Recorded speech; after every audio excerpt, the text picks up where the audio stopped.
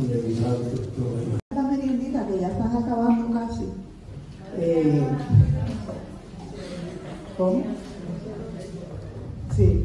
Bendice, Señor, los alimentos que recibimos por tu infinita bondad. Y que caigan bien. Ya prontito, o sea, estamos terminando, les repartí unos papelitos para que hagan las preguntas que ustedes quieran. Vamos a dividir la discusión. Las preguntas que ustedes más o menos tengan, que quieran a quien hacer al licenciado Dalmau. Recuerden, como les dije ahorita, ya hay muchas cosas que sabemos, ¿verdad? O sea, que podemos pasar esa etapa y preguntar también otras cosas que tenemos cierto interés. Las voy a echar en esta cajita y las vamos a sacar, y vamos a sacar por lo menos de 10 a 15 preguntas, como mucho. De manera que por lo menos ¿verdad? Aprovechemos el tiempo. Si todavía queda algo más, pues son muchas preguntas. Si entonces se nos queda algo que quiera discutir, pues lo hacemos en 5 minutos. Es el tiempo que me toma comer el sándwich mío.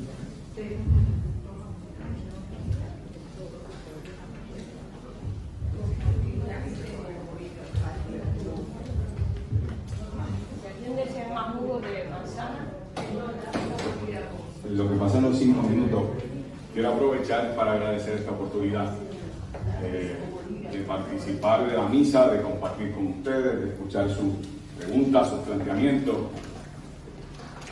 Pero quería comenzar, antes de iniciar las preguntas y las respuestas, reconociendo el esfuerzo de la cofradía en todas sus dimensiones.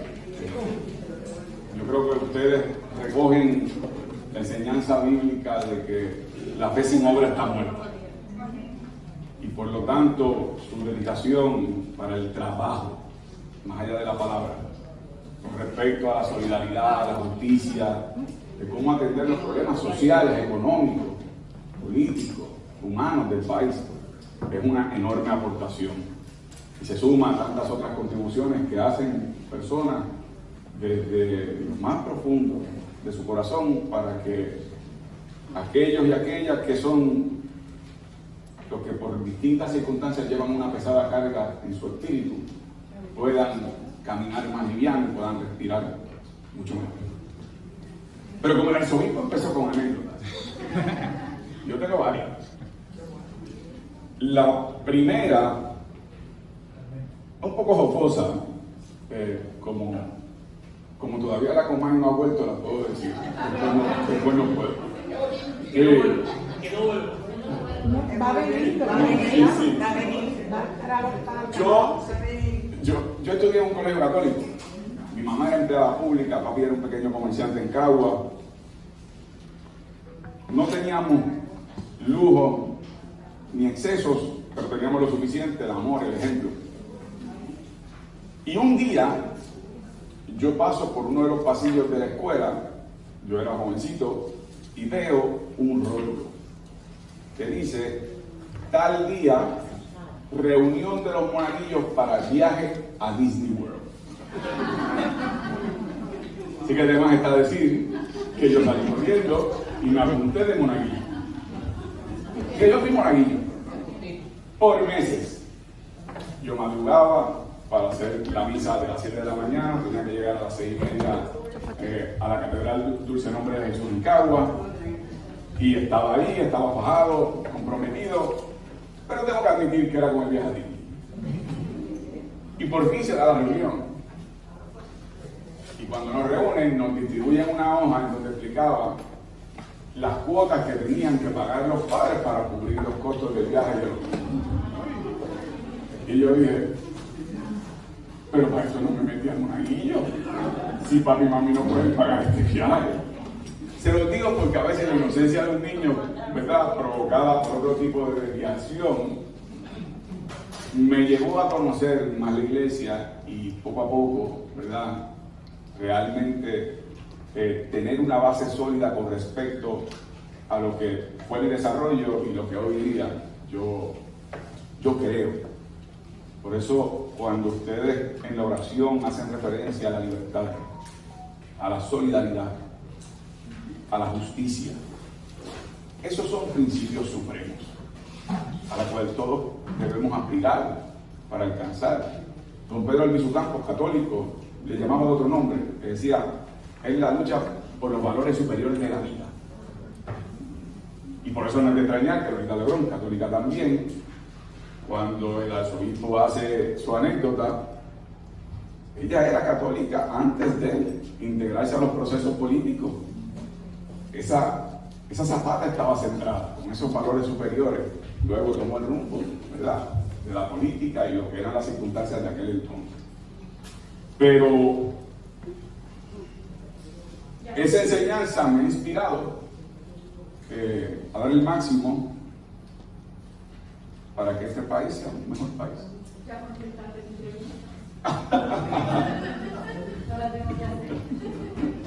Tenemos 14. Segunda anécdota, para que un poco le demos un sentido de lo que puede ser esta conversación, que es una dimensión de lo que nos une a nosotros como seres humanos, particularmente en el marco de la fe.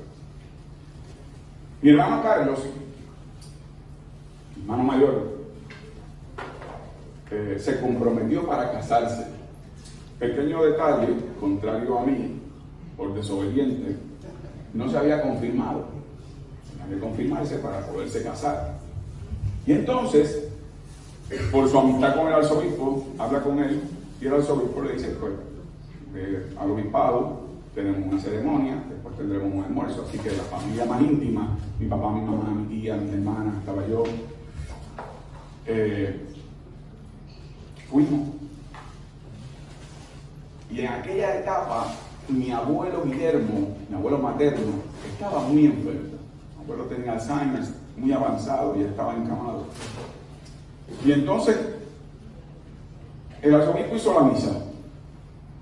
Y cuando termina la misa, todos salimos al balcón, todo el mundo prendió sus celulares y empiezan los celulares a sonar con mensajes. Cuando empiezan a escuchar los mensajes, yo veo a mi tía que empieza a llorar, a mi mamá que empieza a llorar, a mis hermanas que empiezan a llorar. Y resultó que era que mi abuelo había muerto durante la misa que estaba oficiando el monseñor.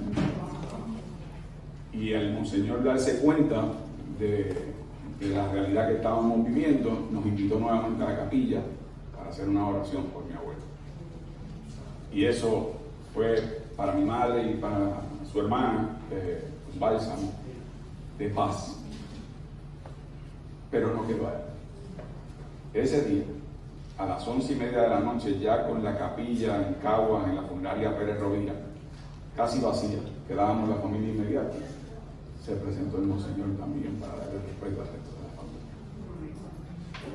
Y eso es algo que yo le voy a agradecer eternamente, porque digo, yo me lo sufrí como nieto, pero pensar en el proceso que estaba pasando mi padre, eso es solidaridad, eso es entrega en la práctica. Yo creo que si tuviéramos por lo menos 3 o 4 más monseñores como González, este país sería un mejor país, pero por lo menos tiene unos enormes y de verdad discípulos que pueden seguir esa obra, y por eso mi respeto, y por eso estoy aquí con ustedes hoy en la cofradía, porque creo que ustedes son fieles discípulos de esos principios de solidaridad, de amor y de entrega al prójimo. Así que, dicho eso, podemos comenzar con las preguntas.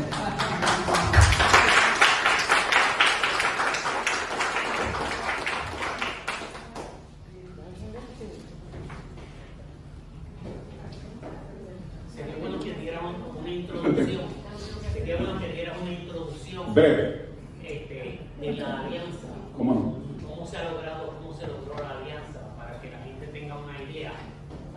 Y así pues, luego empezamos con la lectura de los textos. Primero, pues antes de para que empiece completo, ayer en el programa de Luis Penchi, a las 3 de la tarde, nos llamó a Justina y a mí, y ustedes saben cómo lo incisivo que es Luis Penchi desde que se enteró de esta actividad en la iglesia, pues bien estaba extrañado. Pero si ustedes, o los que tengan todavía oportunidad de leer El Visitante, o está en los medios la carta pastoral Discernir para Decidir, donde nuestros obispos nos dan unos consejos, ¿verdad?, para estos procesos, porque una vez uno discierne puede hacer una mejor selección. Dentro de las cosas que preguntó, me preguntó si sabía si él era católico o no. Ese no es el problema, ¿verdad? Nosotros lo invitamos, como invitamos el próximo 25 de agosto, viene el señor de Proyecto Dignidad, Javier Jiménez, también conversatorio con nosotros. Está pendiente también el candidato, porque después que ocurrió que el señor Dalmau fue el primero, pero ahora se está moviendo. Porque es que las comunicaciones no le estaban llegando. En estos comités, pues hay los filtros, ¿verdad? Y se separan unas cosas y otras. Bien, pero se están dando, o sea que hasta octubre tenemos el tiempo. Lo invitamos como hermano a la casa de nuestro padre, pues hacer este discernimiento que nosotros queremos. Y otra cosa que también fue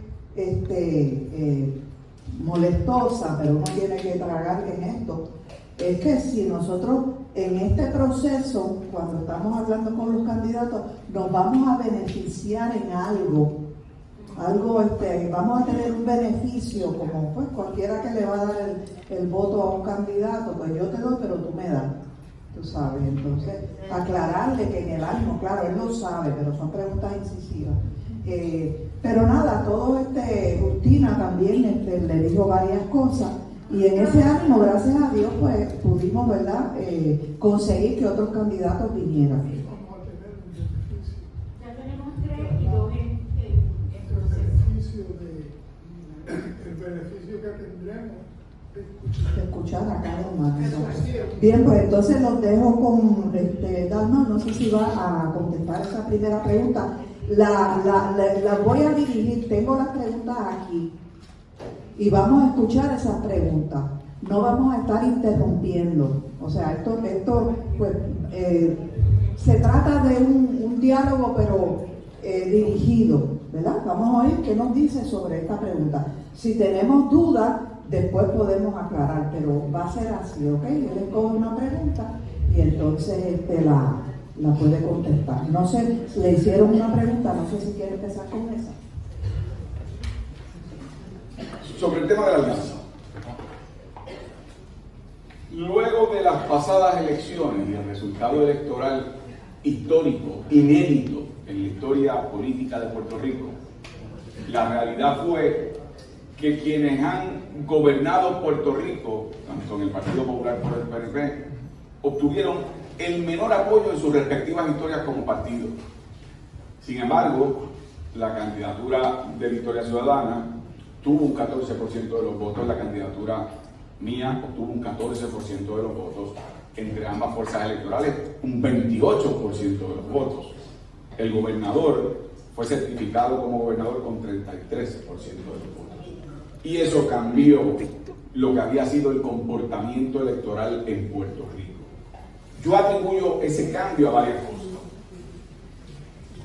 Pero la resumo en que nos tocó vivir en 4 años, de forma comprimida, los problemas que habíamos enfrentado por décadas como país de manera diluida.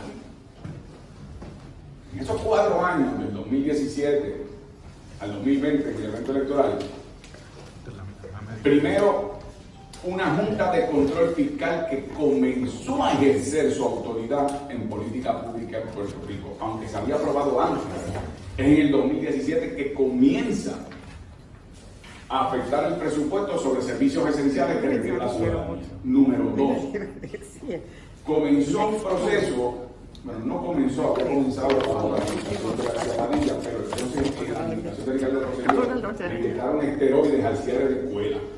Comenzaron a desmantelar centros escolares. En tercer lugar, llegó María. Antes Irma, pero María fue devastador para toda la isla. todo el archipiélago. Y la gente vivió en ese proceso la respuesta anémica del gobierno de Puerto Rico y del gobierno de los Estados Unidos. Y nos tuvimos nosotros mismos. Y nos ayudamos en nuestras comunidades. Y nos ayudamos en nuestra familia. Y nos ayudamos desde la iglesia. Y nos ayudamos desde las organizaciones de base. Y de repente eso le dio un sentido de autoestima colectiva al país, de que nosotros mismos, cuando tenemos los momentos más difíciles, tenemos la enorme capacidad de ponernos sobre nuestros pies y en un espíritu solidario ayudarnos a nosotros mismos. Bien.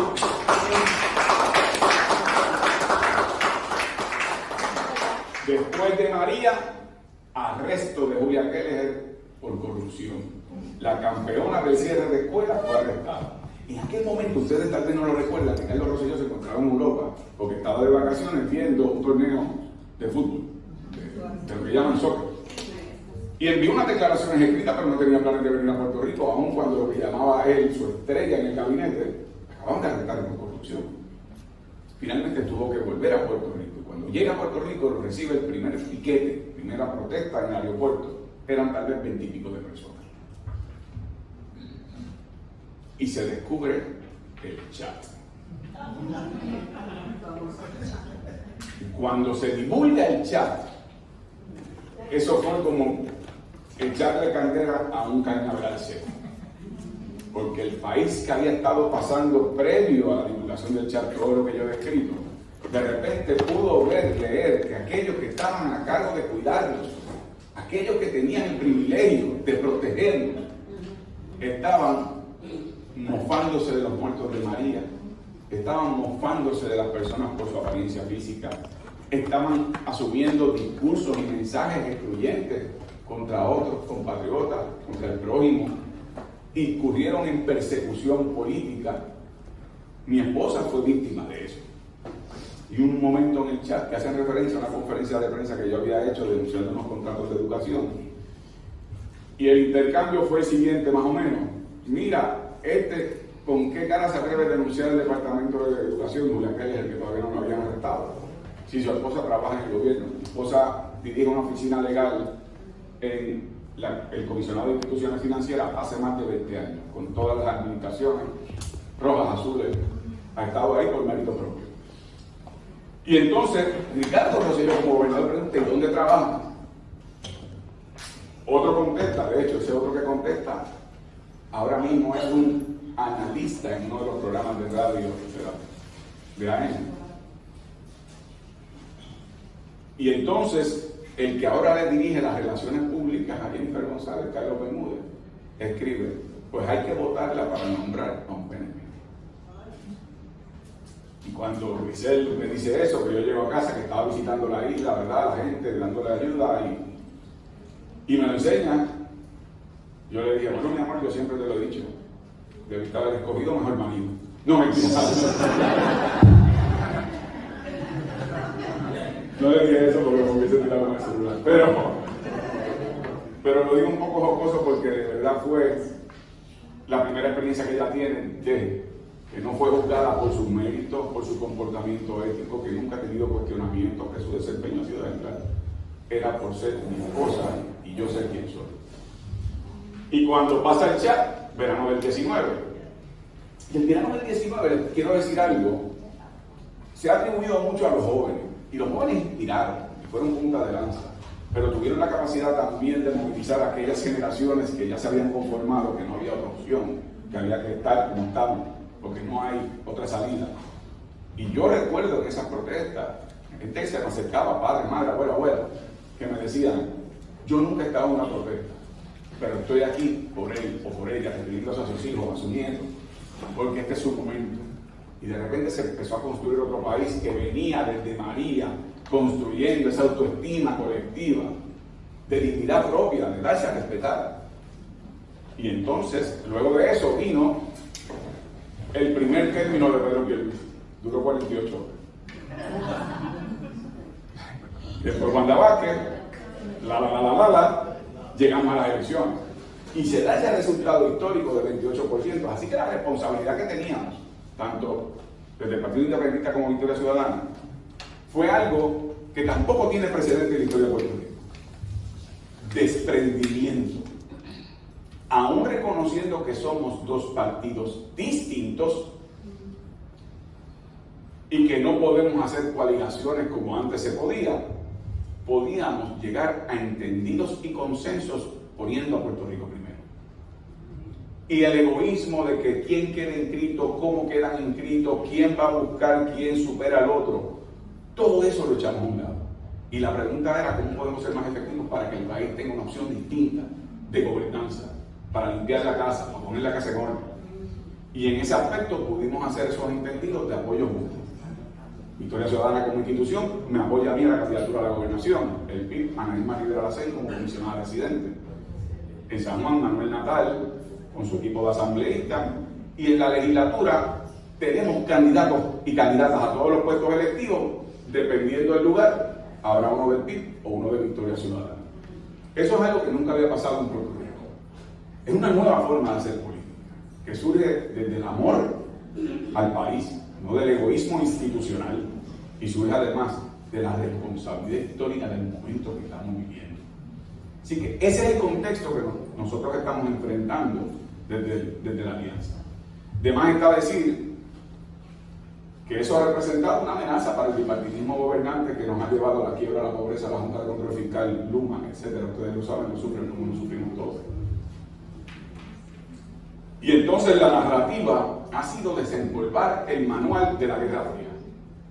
Si tú votas por Juan Dalmao, vas a enrollar las carreteras, vas a cortar caña, Fidel Castro llega por Aguadilla, Hugo Chávez llega por Luquillo, el ejército rojo se levantará sobre su ceniza y vendrá y nos invadirá, Putin vendrá también, el popurrí, ¿verdad?, del cuco, para que la gente coja miedo al paso para el cambio, que naturalmente todo eso es un hipérbole, es una exageración, pero solo sabemos nosotros, los que están en radio, televisión, que representan al bipartidismo, lo usan como una herramienta de miedo para que la gente no se atreva a dar el paso del cambio. Así que pongo ese contexto, porque mi proyecto de Patria Nueva se fundamenta en la protección de los derechos humanos, que no es otra cosa que tratar con la misma dignidad al prójimo, con el amor que se tiene uno a sí mismo, que es una máxima cristiana. Y por supuesto que tiene que ver con una buena gobernanza, con limpiar la casa, como dije, acabar con la corrupción, y en su momento que nada tiene que ver con las elecciones generales, impulsar un proceso democrático de libre determinación, donde estadistas favorecerán su opción, libre asociacionistas la suya, independentistas la suya, pero eso es otro proceso y tiene que ser con diálogo con los Estados Unidos. No puede ser uno aquí, debajo de un palo de mango, tomando decisiones sin que haya un interlocutor con quienes son los que tienen la responsabilidad también de dar a Puerto Rico cuál es la viabilidad, responsabilidad, obligación de cada opción y que votemos con conocimiento de causa. Eso es otro proceso. Cierro con lo siguiente. Tanto es otro proceso que en los últimos 55 años, 31 años, ha gobernado el PNP. ¿Dónde está la estadidad? 24 años el Partido Popular. ¿Y dónde está el ELA con papitas grandes, sombra y refresco o agua?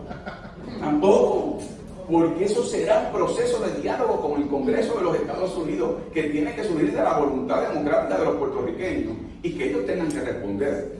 Pero ese es el anzuelo para que aquellos que son estadistas de buena fe o los que crean en la libre asociación de buena fe se sientan, pues si yo soy estadista tengo que votar por un candidato o una candidata del PNP aunque sea así.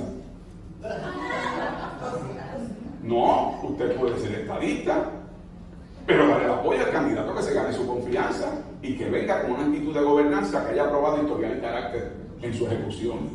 Así que esa es la introducción que quiero dar porque tengo que pasar, y si no yo me entusiasmo. Mi hijo tiene 20 años, mi hija tiene 17 años.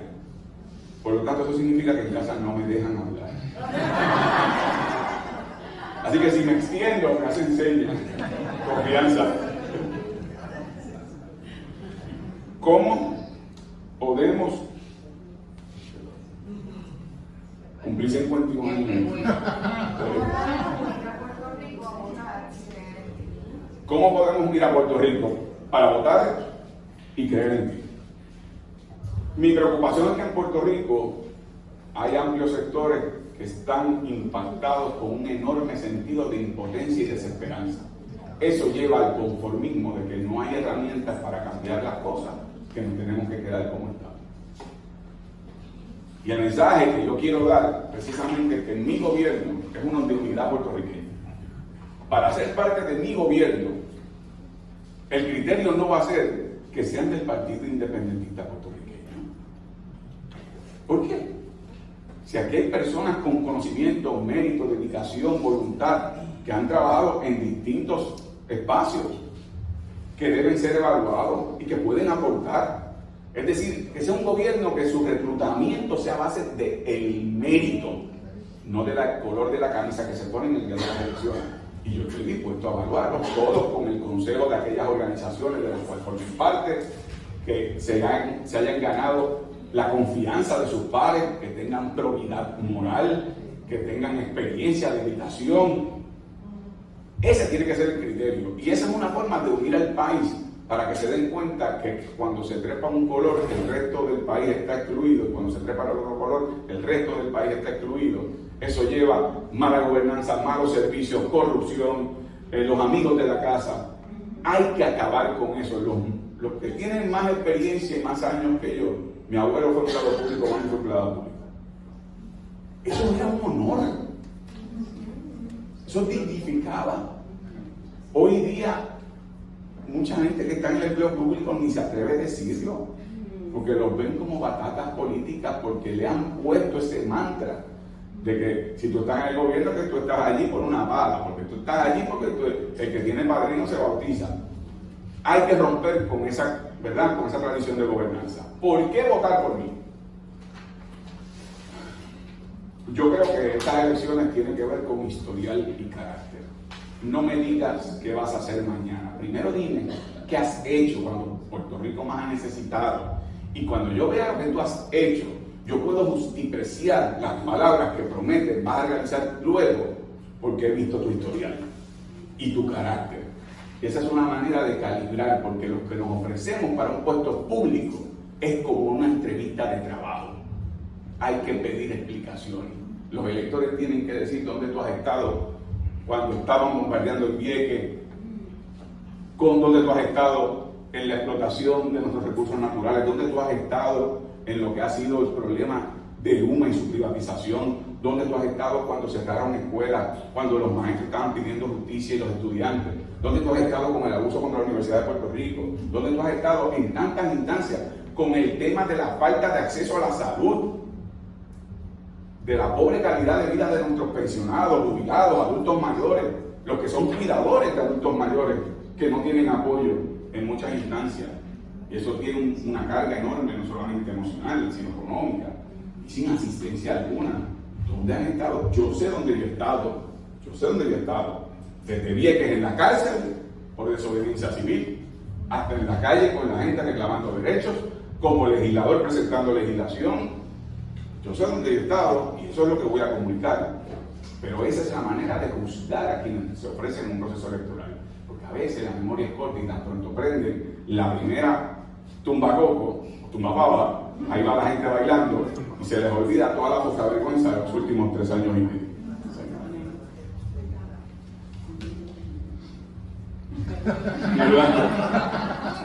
La letra es bonita, pero la clase media no aguanta un aumento más. No cualificamos para ninguna ayuda, ya sea estatal o federal. ¿Qué propone o cómo evitará estos aumentos para nosotros y para los jubilados del gobierno o las corporaciones públicas como la UP? Gracias, bendición. Bueno, ¿Tienes que ser? sí, exacto, como los debates. Rápidamente. Yo creo que hay que transformar el modelo de cómo Puerto Rico recibe dinero en sus arcas. En Puerto Rico hay dinero. Vamos a dejarnos de cosas. El presupuesto del país, sin contar los fondos federales, es de más de 12.000 millones de dólares. Eso es más del presupuesto de algunos países. Entonces, el problema ha sido mala utilización, corrupción, amiguismo, burocratización, y por lo tanto hay que hacer una ingeniería del gobierno Pero además también hay que hacer una reingeniería contributiva. El año pasado, en Puerto Rico, el gobierno dejó de recibir, ¿ustedes saben cuánto? Por exenciones y créditos contributivos, 21.000 millones de dólares, casi el doble del presupuesto del país. Porque muchas de las empresas le otorgan beneficios, algunas son absolutamente exentas, no pagan nada. Mientras las corporaciones puertorriqueñas y el empresario puertorriqueño pagan más del 30%, nosotros pagamos más del 30% de lo que son nuestros ingresos, por no decir el 11.5% del IVU. Así que hay que evaluar, yo no quitaría todas las exenciones, pero hay que evaluar las que no estén creando empleos ni economía. A esas se les cobra o se le otorga a quienes creen empleo, que inyecten dinero a la economía. Así que hay maneras de tener el dinero suficiente para proteger la Universidad de Puerto Rico y darle alivios necesarios a la clase media. Yo parecería que la pregunta la escribió mi esposa. Sí, porque la queja nuestra... Yo no cualifico para nada, yo no cualifico para las quejas de los nenes ni para nada. Los... Pero entonces llevamos la pesada carga contributiva, los de mucho dinero gozan de unas exenciones y unos créditos, los que no tienen tanto ingreso pues de una asistencia social que no pagan contribuciones en términos de las planillas, y la clase media que tenemos que cargar, ¿verdad? Lo que es las finanzas del país. Así que se puede hacer un ingreso necesario para aliviar. ¿Cómo va a ayudar en la educación del país? ¿Cómo va a ayudar en la educación? ¿Cómo voy a ayudar a la educación del país? También voy a hacer rápido. Hay dos aspectos de la educación del país, muchos, pero dos aspectos que quiero subrayar. Número uno, infraestructura. El problema ha sido que la infraestructura de las escuelas, ustedes han visto los videos que estudiantes suben de cómo se encuentran sus escuelas. El problema es que las escuelas en su infraestructura, la administra el Departamento de Educación en unas cosas, edificios públicos en otras cosas, y la administración para el manejo de la infraestructura en Puerto Rico en otras cosas. Y entonces se siguen pasando la papa caliente. Hay que centralizar la responsabilidad sobre el mantenimiento de las estructuras escolares en Puerto Rico. De manera que no haya excusa y que se cumpla con la responsabilidad con respecto a mantener esas escuelas en condiciones, que esos niños vayan a espacios seguros para aprender. Pero el segundo tema es el tema del currículo escolar. Nosotros tenemos que actualizar nuestro currículo escolar. Estaba hablando con un maestro de artes industriales. Aquí el currículo escolar se concentra en lo que es las materias de los exámenes. De los exámenes, ¿verdad? Para cuando uno termina de estudiar y va a pasar a la universidad. Afuera han quedado artes industriales, que mi papá, que estudió en escuela pública, aprendió de esos cursos. Y te da herramientas para un desarrollo técnico, vocacional, que te permite, si tú no tienes aptitudes en unas materias, por lo menos tener unas destrezas para poder desarrollar, tener tu negocio, dar servicio, ganarte la vida de forma. 2. Deporte y educación física desmantelado. Arte, teatro, música, desmantelado. Todo. Salud, lo que era antes de economía doméstica y otras cosas. Un curso de salud. De salud. Perfecto, yo lo trabajé muchos años. Y todas estas situaciones que vemos en esta noticia hoy día, de confusión de los estudiantes, el curso les permitía, porque era a través de actividades bien vivas y bien de acuerdo a los intereses. Así es. Así que yo creo en revisar ese currículo, no solamente para actualizar lo que son las materias tradicionales, sino además para que los estudiantes sientan que tienen espacio en la comunidad escolar, ¿no? Porque en la medida en que son solamente unas materias en las que se están evaluando, el que no es proficiente en las materias matemáticas, inglés, español, se siente entonces, como le pueden decir algunos, bruto, o ellos se dicen así, eso promueve la deserción escolar, lo cual resulta en el comportamiento antisocial, que tiene un impacto. Así que esos son dos elementos importantes para el tema de educación. Ayudante. ¿Qué se va a hacer para revertir el desplazamiento de puertorriqueños en cuestión de vivienda?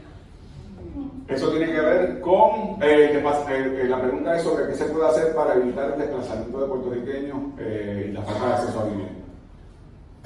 Número 1, tiene que haber una política pública de revitalización de cascos urbanos y áreas impactadas ya por el cemento. Aquí, cuando uno promueve políticas para proteger reservas naturales o reservas agrícolas, dicen, Juan Dalmau se opone al desarrollo, definiendo el desarrollo como la siembra de cemento de manera desmedida cuando ya hay áreas impactadas por el cemento que están abandonadas, se pueden revitalizar. Ustedes pasan por muchos cascos urbanos en Puerto Rico un fin de semana, por no decir un día de semana, son pueblos fantasmas, pero tienen estructura. Se pueden revitalizar para facilitar el acceso a vivienda en la medida en que se pueblan los cascos urbanos, pueden montar negocios, los cuales ayuda a la economía, que era lo que ocurría antes. Pero como empezaron a dar permiso a los megacentros comerciales en las afueras de los pueblos, comenzaron en términos de vivienda a ubicarse en las afueras de los pueblos, los cascos urbanos se quedaron vacíos. Así que esa es una política de revitalización que da acceso a vivienda. 2, yo creo que leyes como lo que era la antigua Ley 22, que es un capítulo de la Ley 60, que le otorga beneficios a extranjeros que vienen a Puerto Rico, compran una propiedad, no tienen que pagar contribuciones ni federales ni estatales. Yo creo que eso no es una política fiscal adecuada y que ha tenido la consecuencia de desplazamiento de comunidades porque comienzan a comprar propiedades, encarecen los costos, a la vez entonces se crean unos comercios que tampoco son accesibles económicamente para esas comunidades. Las comunidades entonces se comienzan a mover a otros lugares y desmantelan las comunidades. No talcarse ese tema. Yo he escuchado, porque esto también me sirve a mí de desahogo, yo he escuchado a algunos analistas, para mí son analistas, son muy bien remunerados y tienen su agenda muy bien definida. Pero, bien paga. Pero decir que eso de la Ley 60, eso es xenofobia, eso es discrimen contra el extranjero, para nada. Puerto Rico es un pueblo noble y le abre las puertas a todos los pueblos a que vengan. El que quiera quedarse aquí a vivir, que venga. Pero oye, que lo haga con respeto, que se integre a la comunidad, que no venga con actitudes de desplazamiento y además como capataz de finca, que en muchos casos ha ocurrido, de que vienen sintiéndose superiores y tratándonos como inferiores. Eso no puede ser aceptable. Así que son dos cosas distintas. El que venga para integrarse, para aprender de nuestra cultura, para saber lo que es ser puertorriqueño, puertorriqueña, nuestra historia, por supuesto que brazos abiertos, pero eso es uno de los elementos que yo eliminaría que es esa parte de la Ley 21.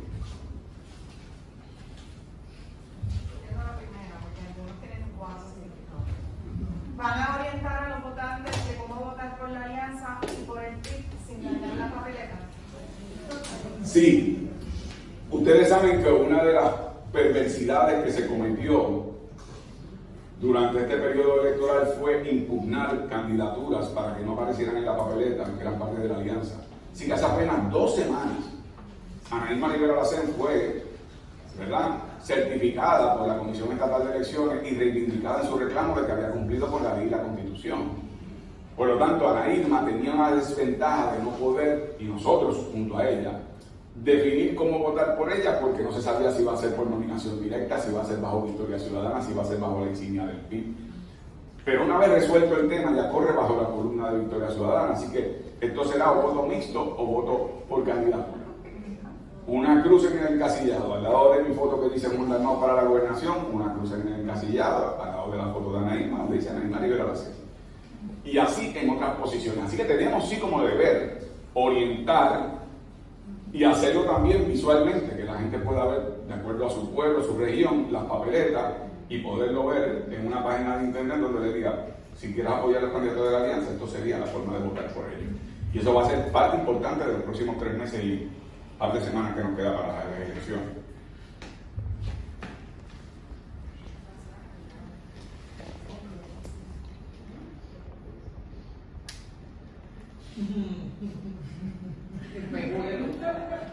Otra ciega.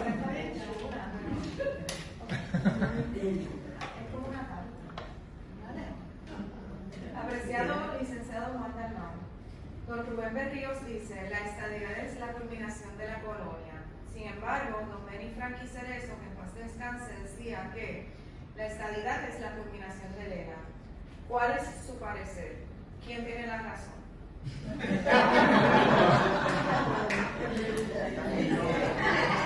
Es una caricatura.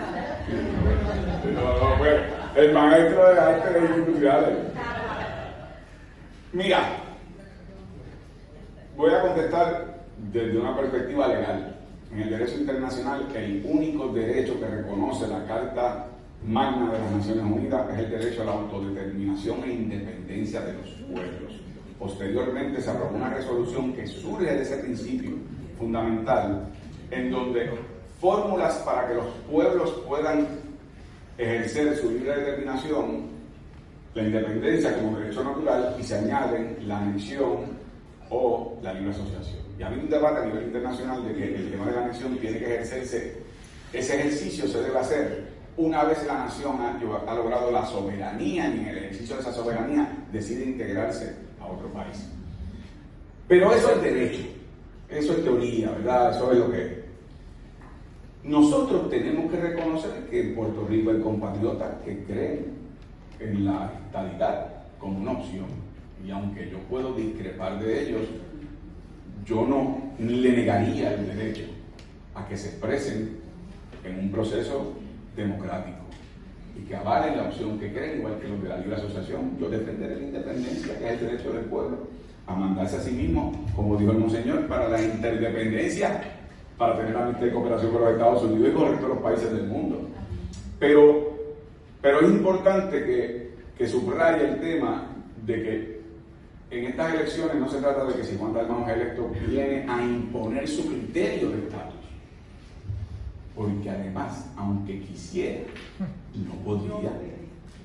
Primero, porque es violatorio de los principios democráticos. Segundo, porque yo a veces escucho en radio, yo debo cambiar, escuchar música o algo, pero tengo que hacerlo. Escucho en radio a gente decir, si Juan Dalmau gana, al otro día llega la independencia. Entonces miren lo que está detrás de ese planteamiento. Es que yo gano las elecciones y le voy a decir al país más poderoso de la humanidad, económica y militarmente, que su territorio no incorporado que representa a Puerto Rico, yo voy a declarar la independencia, y el gobierno de los Estados Unidos, posiblemente Trump, va a decir, bueno, tenemos que darle la independencia porque lo pidió Juan Dalmau. No tenemos remedio. Todos sus coroneles, todas sus bombas nucleares, no tenemos remedio porque Juan Dalmau. Entonces, sería una potencia tan frágil que por el hecho de yo ganar una elección, pero esa es la narrativa. Así que yo creo, lo que sí yo creo es que en ese proceso, aparte de las elecciones, el Congreso de los Estados Unidos tiene que responder. Se ha negado a hablar cuáles opciones son viables, cuáles no, bajo qué condiciones, responsabilidades, consecuencias, transición ordenada. Y una vez contesten, los puertorriqueños vuelvan y voten, ¿verdad?, democráticamente, sobre las opciones que queden en la mesa y con las consecuencias que son. Pero está bueno. Pero si tienen dudas, estoy con Rubén. Gracias a ti. ¿Qué proponen para reducir las tasas tan altas de impuestos? Yo propongo como dije hace un rato, una reingeniería de lo que es el sistema contributivo en Puerto Rico. Eso tiene varias variantes. Número uno, la variante de, como les dije, podemos tener más ingresos de acuerdo a lo que es estas exenciones que se han otorgado. Pero añado a eso lo siguiente. Nadie habla de lo que les voy a decir. Los Estados Unidos forman parte ya de un entendido internacional en donde corporaciones estadounidenses ubicadas en el extranjero y cuya matriz está en los Estados Unidos tienen que pagar un 15% de contribuciones con respecto a sus ganancias en el extranjero. La pregunta es, ¿dónde lo pagan? Si, por ejemplo, Walmart en Puerto Rico, que tiene su matriz en los Estados Unidos, no le cobramos un centavo en Puerto Rico de contribuciones, cuando repatrien su dinero a Estados Unidos, allá tienen que pagar el 15%. Si le cobramos aquí, tenemos un ingreso nosotros fiscalmente mejor para ofrecerle a esas empresas beneficios no contributivos. Por ejemplo, adiestramiento de mano de obra, financiamiento para expansión de infraestructura, lo que tiene que ver con créditos sobre tecnología de energía renovable, lo que están haciendo todos los países, muchos del tamaño de Puerto Rico, que están muchísimo más prósperos, Singapur, por ejemplo, Malta, Chipre, son países que te dicen, yo te voy a cobrar esta contribución, pero te voy a devolver lo que estás pagando en beneficios que te abaratan tus costos operacionales. Entonces, esa es una manera competitiva de mantener esas empresas en Puerto Rico, pero si no les cobramos, lo van a pagar allá. Y eso permite que una vez tengamos ese ingreso, además del fondo para ese desarrollo que abarata los costos operacionales, hacer una justicia contributiva a aquellos que llevan la pesada carga, que fue una de las preguntas con respecto a la clase media. Hay maneras de hacerlo, pero nuestro sistema contributivo y de créditos está anclado en la visión moscosiana de mediados del siglo pasado. Y vamos, pues en su momento pudo haber sido útil, pero en un mundo globalizado, interdependiente, como decía el monseñor, nosotros podemos traer capital y ser más competitivos y tener otras herramientas para hacerlo. ¿Verdad? Puerto Rico es una jurisdicción de hacer negocios mucho más atractivos. Okay. ¿Cómo va a trabajar con la agenda antinatal? La agenda antinatal.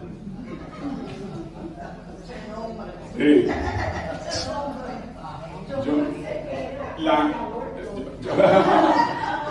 La agenda antinatal es una agenda que surge en gran medida como ha surgido conmigo, que es el tema de ver en nosotros una verdadera amenaza para derrotar el bipartidismo. Y en el caso de Natal, en las pasadas elecciones, ganó el voto presencial el día de las elecciones. Llegó en primer lugar.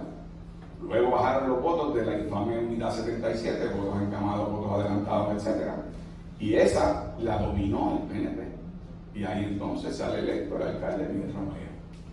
Yo no voy a hacer acusaciones de nada, que no sea, ese es el dato estadístico. Si usted busca en la Comisión Estatal de Elecciones en la página, noche de elecciones, Natal. Busca escrutinio general, Miguel.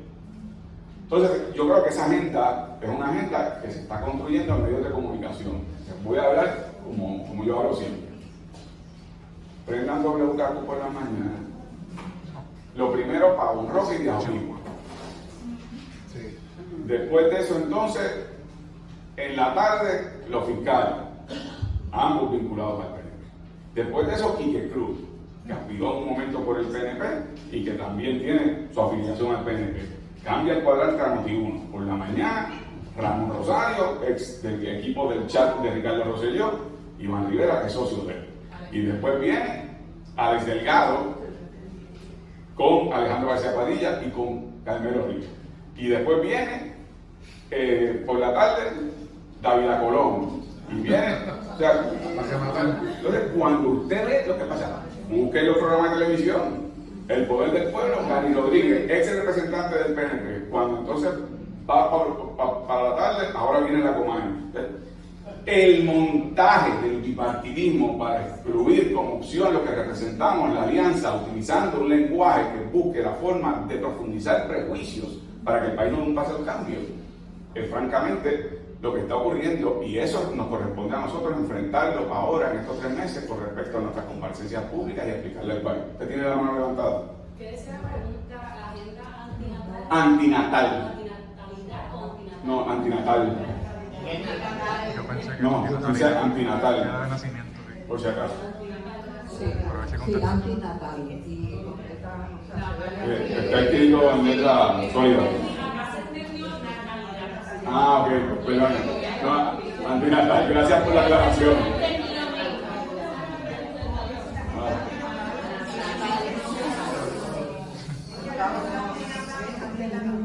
Exacto, no, era sobre la campaña que se está haciendo contra la alianza, en este caso particularmente contra Natal.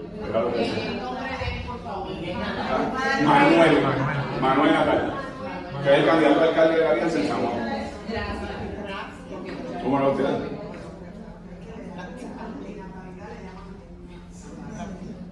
Ok. En caso de ganar, ¿tienes idea de los candidatos para los puestos más importantes de nuestro país? Yo creo que contesté eso anteriormente, pero lo repito rápidamente. No es que no tenga idea, es que yo creo que eso debe ser algo evaluado junto a cada una, ¿verdad?, de las organizaciones o personas que han trabajado en las disciplinas correspondientes.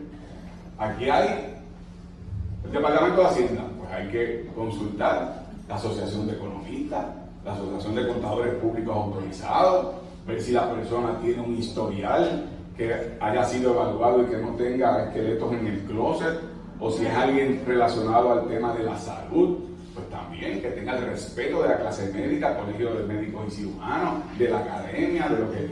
O sea, hay que consultar a los que mejor pueden evaluar a esas personas sobre su historia de carácter, que son sus pares, y al mismo tiempo que tengan probidad moral, ¿verdad? Un compromiso con el país, que no vengan a servirse, que vengan a servir.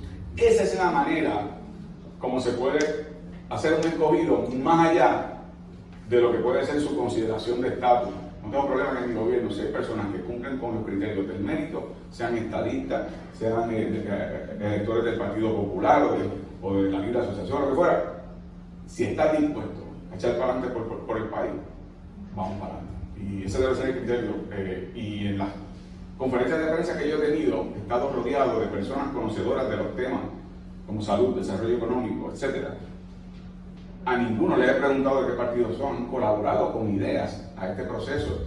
Y eso demuestra también que hay veces que dicen, bueno, pero ¿cómo va a gobernar el Dalmau si el Dalmau no tiene equipo? No, el único candidato que ha hecho conferencias de prensa continuas sobre propuestas específicas y los dimes y diretes de los otros candidatos he sido yo, y rodeado de profesionales y personas, no solamente desde el tema académico y teórico, desde la militancia y el activismo en sus respectivas disciplinas. Y disponibilidad. Claro que sí. Sí, bueno, sí. Voy a avanzar ya. Ok. ¿Cuáles son las medidas que vas a tomar en referencia a los inversionistas Bitcoin y de la Ley 60 de los Estados Unidos por Puerto Rico? Sí, en términos de la Ley 60, es una ley que agrupa distintas leyes y por lo tanto, dentro de uno de los capítulos es Ley 22, yo creo que eliminar ese lenguaje. Hay un capítulo que es la Ley 60 que es sobre exportación de servicios y de eso se benefician empresarios y empresarias puertorriqueñas. Así que no es lo mismo. Igualmente, pues hay otros capítulos que ayudan al tema de seguros. Así que hay que revisar cada uno de esos capítulos, pero no hay duda que el tema de la inclusión, ¿verdad?, en la ley, de lo que era la antigua Ley 22, eso hay que eliminar.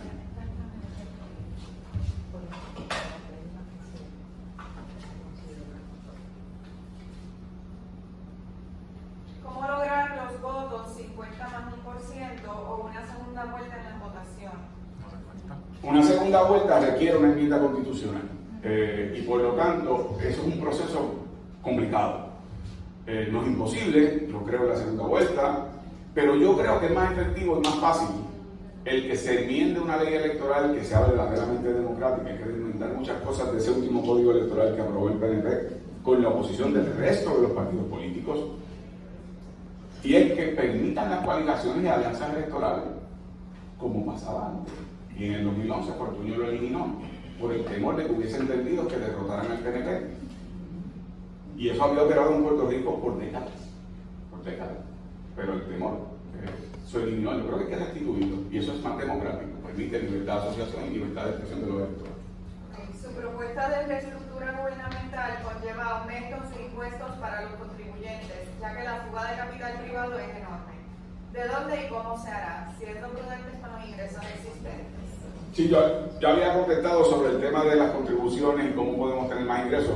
Eso sí, no comparto la premisa de que mi idea de una reingeniería en asuntos del gobierno de Puerto Rico va a causar más gastos, al contrario. En la última conferencia de prensa que trató sobre el tema de desarrollo social, lo que yo propuse es crear, por ejemplo, lo que es el Departamento de Derechos Humanos, y bajo ese departamento va a haber distintas, lo que son agencias actualmente que puedan trabajar al unísono y que no trabajen de forma dispersa como está ocurriendo. Eso abarata costos con un solo sistema de recursos humanos, con un solo sistema de asesoría legal. Así que esa reingeniería tiene que ser para ser más efectivos en el servicio, pero al mismo tiempo que no le cueste más al pueblo de Puerto Rico. Ok, ayer sábado por la Divina Providencia escuché por radio a un periodista indicar: Juan Dalmau no trabaja como cualquier hijo de vecino, el PIB le paga un sueldo. ¿Cómo podemos aclarar a un pueblo que ve y oye solo los medios? Es fácil. Este es fácil. Sí. Este es fácil. Yo soy el único candidato que no les cuesta un centavo a ninguno de ustedes. Pero sepan que ustedes le están pagando el salario al candidato del Partido Popular como representantes y el país le paga su salario para hacer campaña. A Jennifer González le paga el Congreso, pero tiene oficinas, escoltas y tiene personal aquí en Puerto Rico que pagan ustedes. Y el alcalde de Pepino, que es el próximo invitado en su momento, Javier Jiménez, es alcalde, lo pagan ustedes. Yo les salgo gratis. El partido recoge por sus contribuciones privadas, por las aportaciones generosas que da la gente, y yo tengo un salario como secretario general del partido. En segundo lugar, también un salario que tuve hasta este año como profesor de la Escuela de Derecho de la Universidad Interamericana. A los que han dicho, pero él nunca ha trabajado en una empresa privada. Trabajo. O sea que es fácil. Cuando hermano sale gratis. Además es simpático, gente. Los otros nos cuestan y están medio amargados. ¿Cómo sería el proceso de elegir a los delegados en la comisión relacionada al estatus? La asamblea de estatus, los puertorriqueños y puertorriqueñas elegirían candidatos que correrían bajo las distintas opciones: estadidad, representación, independencia. Esos delegados, una vez electos, con los votos que saquen directamente con los electores democráticamente expresándose en las urnas, se van a reunir en distintas comisiones, los de la independencia, los de la estadidad y la asociación. Van a confeccionar una propuesta de viabilidad, responsabilidad de transición sobre cada una de las opciones.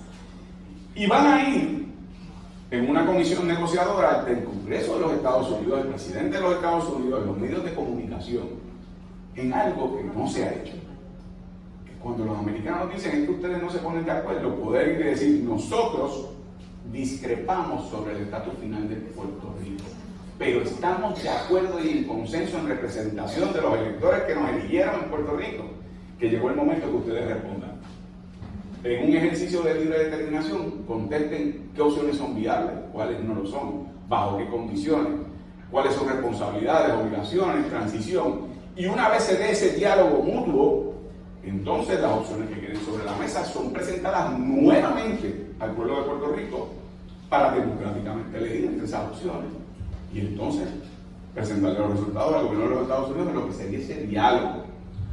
Lo que no puede pasar en un ejercicio de libre determinación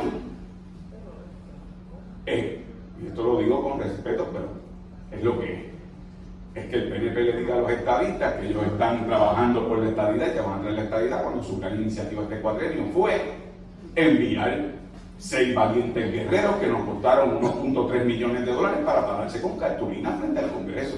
Eso es una falta de respeto a los estadistas, porque lo que hicieron fue causar la mofa y la caricatura de esa simulación cuando no tenía consecuencias. Y ahora proponen un plebiscito para este noviembre. ¿Dialogado con quién? Una quinta papeleta, porque ya tienen otra que es para votar por el presidente de los Estados Unidos, que no tiene consecuencias constitucionales. Le preguntaron al presidente de la Comisión de Recursos Naturales y Energía de la Cámara, allá, Westerman, sobre el plebiscito que propone el gobierno de Puerto Rico, y la respuesta de la, ¿saben cuál fue? El gobierno de Puerto Rico tiene derecho a hacer las encuestas que quiera.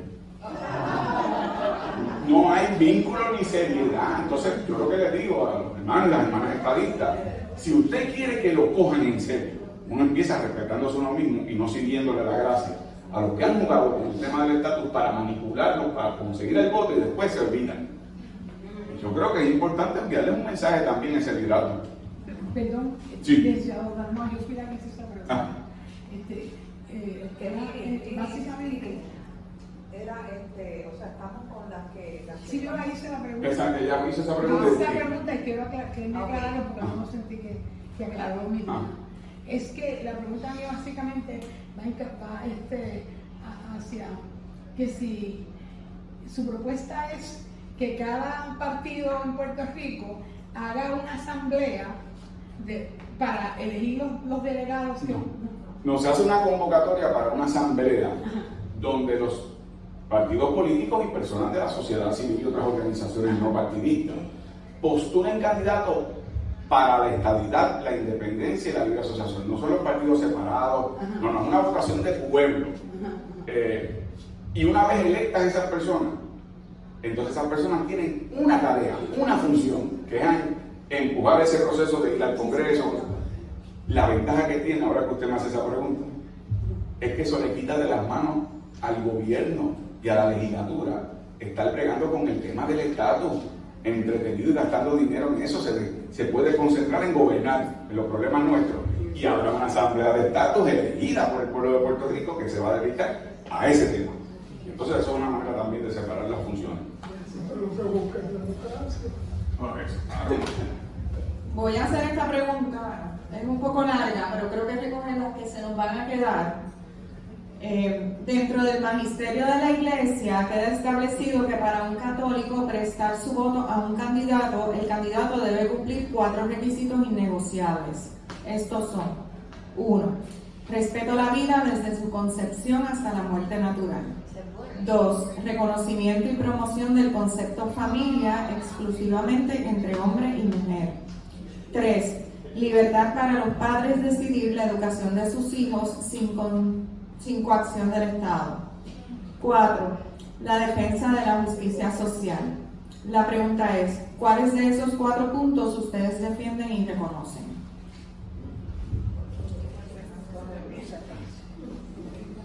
Yo ejerzo los 4 puntos. Yo.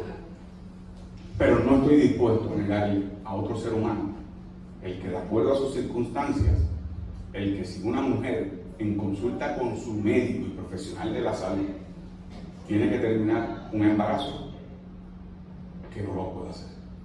Nosotros no podemos seguir negando derechos adquiridos. Y yo en eso creo que es importante plantear lo siguiente en este debate. No conozco a una sola mujer, yo no conozco a una sola mujer, que diga, oye, déjame quedar embarazada para hacer un aborto y hacer la fiesta. Las circunstancias traumáticas en cómo se tienen que tomar esas decisiones son terribles. Ustedes vieron la noticia de hace 24 horas.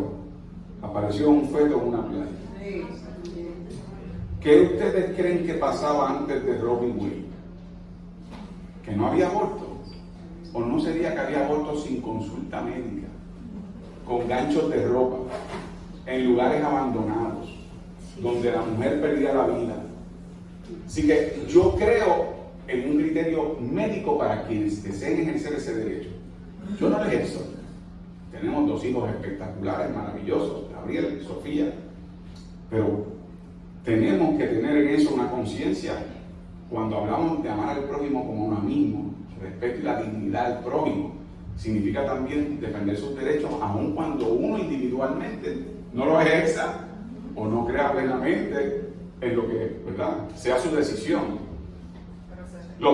Pero hay que defender derechos. Segundo, el tema de reconocimiento y promoción del concepto familia exclusivamente entre hombre y mujer. Yo lo ejerzo. Mi esposa, ayudante, buena lectora de preguntas, está aquí, además compañera de vida, conspiradora, todo, en mi vida. Pero no comparto la idea de que la familia es exclusivamente, no digo yo entre un hombre y una mujer. La familia del siglo XXI es entre abuelos y nietos, es entre tíos y sobrinos, es entre a veces hermanos mayores cuidando a sus hermanos menores. Ese concepto de familia excluyente de otras posibilidades, lo que causa es precisamente que haya distintos criterios de cuánto te reconozco en derechos, por ejemplo, de herencia. O sea, a mí me crió mi abuela, no mi mamá, y mi abuela muere. Eso no se considera familia para efectos de mi herencia si yo tengo un tío, pero ella fue mi madre. O sea, hay que tener una amplitud con respecto también a ese concepto de familia. Eso no significa que para mí lo esencial es que la familia es la unidad principal de la crianza, de lo que tiene que ver, ¿verdad?, con el crecimiento humano. Pero hoy día son muy variadas las condiciones, por no hablar de los padres que adoptan. No puedes tener hijos, tú adoptas, pues eso es un concepto de familia también distinto. O sea que tenemos, en eso yo tengo una visión de apertura y reconocimiento de derechos. Yo tengo mi criterio y lo ejerzo, pero no le negaría a nadie la mayor amplitud de derechos con respecto a lo que puede ser aportar a la sociedad y al bien común. Porque a veces el criterio del género, que se ha convertido también como que un tema, si son personas y seres humanos de bien, ¿quién soy yo para juzgar si solamente el Señor es el que nos puede juzgar? No soy nadie para juzgar, lo que quiero es que tengan el derecho y la dignidad. Hombre y mujer son los más. En ocasiones no tiene que ver con género, hombre y mujer. Y cuando llegan, la niña fue ultrajada múltiples ocasiones y pasaban los vecinos y también la abusaban. Así que yo creo, eso no tiene espacio. O sea que lo que quiero decir es eso. La iglesia y la fe tienen su espacio y es esencial en la sociedad y es un complemento fundamental de los asuntos del gobierno. Pero los asuntos del gobierno tienen que ser lo más amplio posible para una sociedad tan diversa. Que tampoco mañana quien salga electo sea un anticatólico y diga, no, el que ejerza el catolicismo no puede tener los mismos derechos. Por supuesto que no puede ser así. O sea que yo creo en eso, un espíritu de la mayor solidaridad posible. La educación sin coacción del Estado. La educación sin... Los padres es el principal motor de la educación y de lo que es el desarrollo de nuestros jóvenes y niños. Pero bueno, eso es el escenario ideal. Aquí hay niños cuyos padres no solamente los abandonaron, algunos están presos, algunos los asesinaron, hay niños sin padres, hay niños teniendo niños. Entonces, si no comprendemos esa complejidad social, entonces no vamos a poder atender los problemas que tenemos como país. Que aquí hay niñas de 15 años teniendo niños sin capacidad de crianza, los tienen que dejar con otras personas, con los abuelos. O sea que yo creo que el Estado no debe inmiscuirse en los asuntos de las determinaciones familiares con respecto a la crianza de los niños. Pero en el contexto educativo, recuerden que nuestros niños y niñas no solamente que pasan en ocasiones más tiempo en la escuela que en sus casas, sino que ahí es que podemos identificar muchos de los problemas sociales. Rezago académico, si son abusados en sus hogares, si tienen precariedad económica y no tienen con qué comer, y aquí hay maestros y maestras que le llevan comida a niños que no tienen en sus casas y esa es su única comida sólida del día. Es un país que tiene unos problemas sociales enormes y por lo tanto tenemos que darle las herramientas también a que el Estado pueda identificar a través de las escuelas esas circunstancias para darle apoyo, cosa que no hace hoy día, trabajo social, tutoría, lo que tiene que ver psicólogos en la escuela, lo que tiene que ver departamento de la familia, etc. Yo creo que así podemos construir una sociedad mucho más fuerte, mucho mejor, y que nadie nos pueda negar a cada uno de nosotros y nosotras el ejercicio de nuestra fe como la creemos. Soy católico, tengo mi fe, no niego la que quieran tener otros y defender la mía, como voy a defender la de los demás, y así mismo por los derechos de los seres humanos. Pero tenemos que como sociedad abrir nuestros corazones y antes de juzgar, lanzar una mano y un ramo de olivo, porque al final del camino todos y todas seremos juzgados por el único que puede hacer lo que es nuestro Dios. Muchas gracias. Hay una pregunta que refiere al privilegio personal y terminamos con las preguntas. Pero quiero concepto la cuarta, que es justicia social. Pero esa es la más fácil. Justicia social, se me había quedado. Mi partido tiene como filosofía la socialdemocracia. Eso significa, agarro de habichuela, nosotros creemos en el libre mercado, pero creemos en la responsabilidad del Estado de la asistencia social para los vulnerabilizados. O sea, una economía de mercado, no una sociedad de mercado. Tus servicios de salud deben depender del derecho que tienes como ser humano, no del dinero que tienes en el bolsillo. Tu capacidad de educarte debe depender de tratarlo como un derecho, no de cuánto dinero tienes en el bolsillo. Lo que tiene que ver acceso a energía eléctrica es un derecho humano de acuerdo a las Naciones Unidas. No debe depender de una empresa que se quiere lucrar del sufrimiento de nosotros. Esos son elementos de lo que es justicia social de verdad, además del complemento que realizan organizaciones, y en este caso la todavía como decía al principio, que complementan enormemente los espacios que el gobierno no llega, o cuando llega tarde o no llega bien. Así que yo creo completamente en lo que es un tema de justicia social y está en la filosofía del partido que represento y en el proyecto de patrimonio. Muchas gracias. Bien, como cuestión de privilegio personal, tengo una pregunta que ¿verdad? Se la vamos a hacer también a otros candidatos. Sabiendo nosotros de la división de Iglesia y Estado, o sea, la historia, ¿verdad? La hemos repasado. Una vez lleguen a unas posiciones, nosotros queremos preguntarle qué, y no es de beneficio, ¿qué estarían dispuestos a hacer para, por ejemplo, allegar algunos fondos para la reconstrucción de edificios históricos como es ¿verdad? La Catedral de San Juan, los que vinieron que no la han visto hace tiempo, tiene unos espacios que casi se nos caen encima, y así otros edificios del área histórica. ¿En qué posición están? Porque nos hemos visto que el obispo ha tenido que hacer unos sacrificios enormes con unos edificios históricos que se le ha presentado al gobierno y no ha habido una movida para adquirirlo la gente de aquí, y entonces se han tenido que vender a manos extranjeras. Pero ¿cómo ellos se comprometerían, verdad, al rescate quizás, a la aportación de todos estos edificios históricos? Sí, hay dos cosas. La separación de iglesia y Estado como concepto y principio legal desde el desarrollo constitucional de los Estados Unidos realmente se creó para proteger el ejercicio de las vidas de iglesia. La separación era para que el Estado no declarara una religión oficial excluyendo otras religiones, que no prohibiera el ejercicio de unas religiones a favor de otras, y por lo tanto realmente es un muro de contención que protege a la iglesia.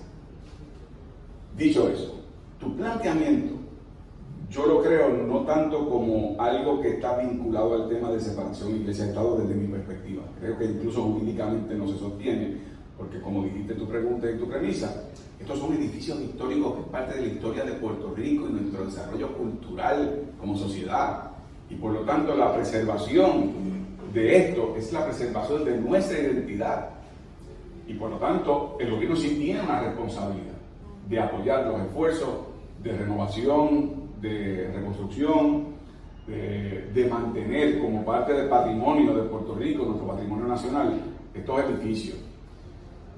Eso contrasta con lo siguiente: cuando Pedro Rosselló fue gobernador, aprobó una ley que le otorgaba a iglesias la compra de terrenos por el precio nominal de $1. ¿Saben cuánto le vendieron de esos terrenos a la Iglesia Católica?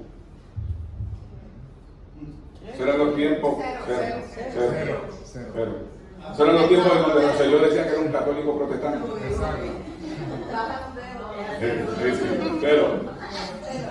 Cero.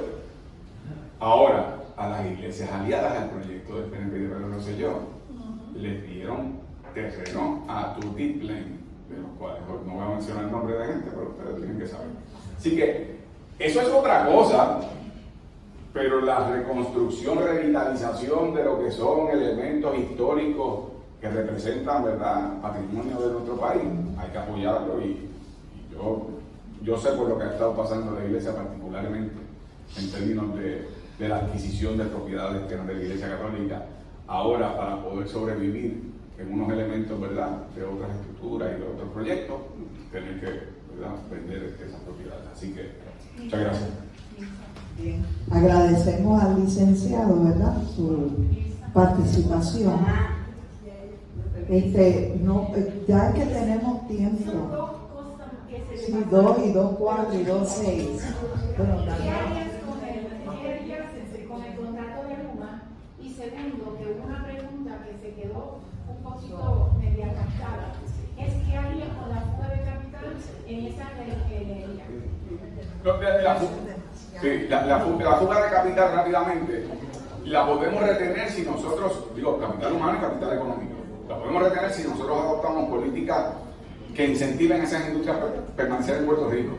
Y eso se tiene que hacer con esas medidas de mayor recaudo, con un impuesto del 15% que lo paga allá, lo paga acá, y puede ser más competitivo dándole mayor beneficio. Luma, ese contrato se puede cancelar. No solo Luma, Genera. Ni Jennifer González ni Jesús Manuel mencionan a Genera. ¿Sabes por qué? Porque esos equipos de trabajo tienen vinculados a cabilderos de Genera. Se pueden cancelar los contratos para entonces no volver a la Autoridad de Energía Eléctrica. Pues es para establecer un modelo parecido a lo que era Fuentes Fluviales. Desde los demás años saben lo que fue eso. Fue un modelo ejemplo en el mundo de cómo una jurisdicción tomó control de su sistema energético, pudo establecer una red de distribución, aún con las complicaciones topográficas de Puerto Rico, y fuimos ejemplo del mundo porque Fuentes Fluviales no estaba politizada ni su presupuesto lo usaban para cuadrar cajas de los gobiernos que no tenían efectividad administrativa. Así que tenemos que volver a esas raíces de politizar con una corporación pública sin fines de lucro el reclutamiento por mérito, conocimiento y que esté manejado su fondo por los conocedores del recinto universitario de Mayagüez, universidades privadas sobre energía, lo que son abogados conocedores, lo que es administración pública, etcétera, que construyan un sistema energético como el que ya manejamos y fuimos exitosos. Lo que pasa es que le embarraron cuando por la Autoridad de Energía Eléctrica empezaron a meter gente de acuerdo a si eran progresistas energéticos o eran populares energéticos o eran... Entonces convirtieron la autoridad en una guarida de batalla política por política partidista. Eso no puede repetirse. Ahora sí. Reconozco al señor que... Fabio Paz.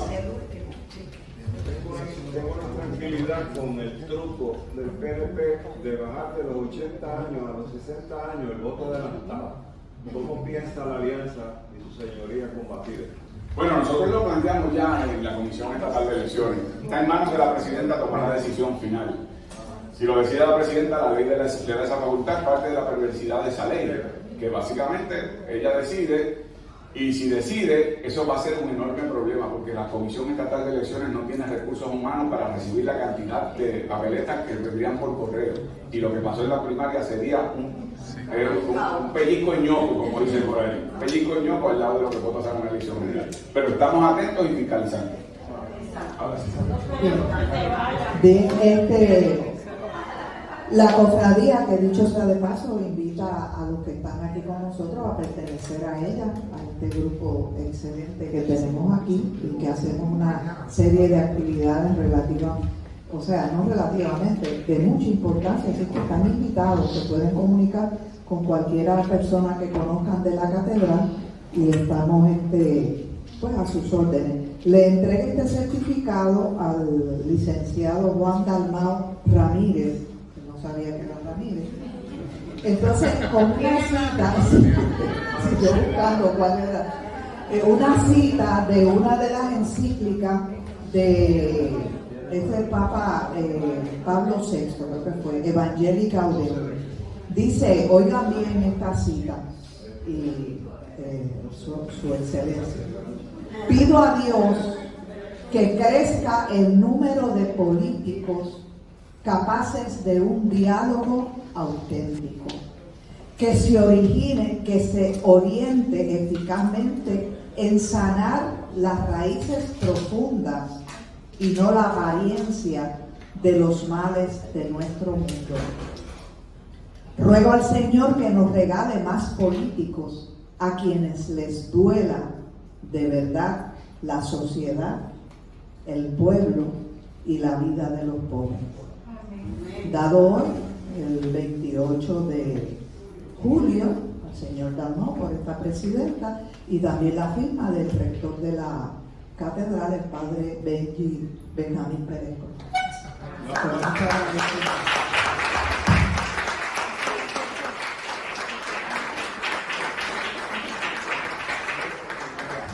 También este es un regalo también de padre Benji, la biografía del beato, que sirva de inspiración en su carrera, ¿verdad? Y en su quehacer